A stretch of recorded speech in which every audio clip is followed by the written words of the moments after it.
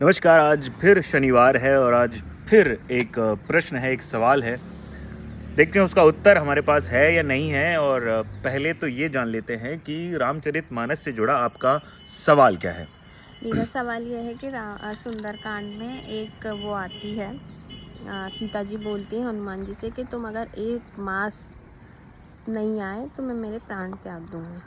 अच्छा। तो मेरे को ये पूछना, उनने एक मास ही क्यों बोला? 10 दिन बोल रही थी। हनुमान जी तो आ ही गए थे, राम भगवान जी भी आ गए थे, उनको ज़्यादा दिन थोड़ी लगते, तो उनने 1 महीने की अवधि क्यों दी? इसमें हाँ, साफ मतलब लिखा है हनुमान 1 जी को मास। जब बोला गया कि मेरी खोज हो चुकी है, तो एग्जैक्ट 1 महीना ही क्यों कहा कि 1 महीने के अंदर तुम नहीं आओगे तो ये जो लकड़ियाँ दिख रही हैं ना, यहाँ पे मैं चिता बनाऊंगी और इसमें भस्म हो जाऊंगी। 1 महीना ही क्यों कहा?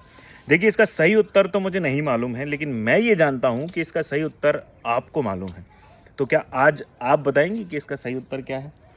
तो मैंने ये उत्तर पापा से पूछा था, तो उन्होंने ये बताया था क्योंकि इसके पहले रावण ने आके सीता जी को धमकी दी थी कि अगर तुमने 1 महीने के अंदर मुझे नहीं अपनाया तो मैं तुम्हें मार दूंगा। यानी क्या कहा था रावण ने?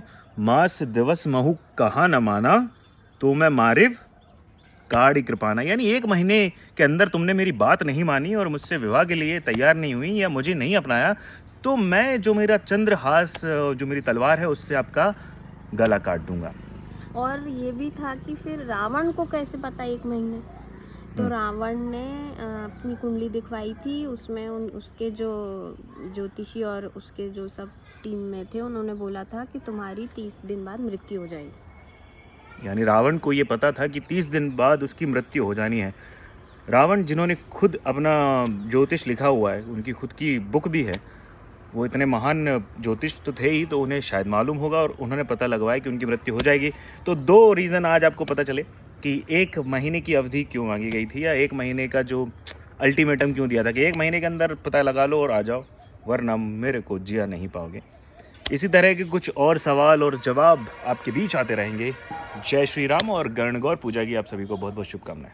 जय श्री राम।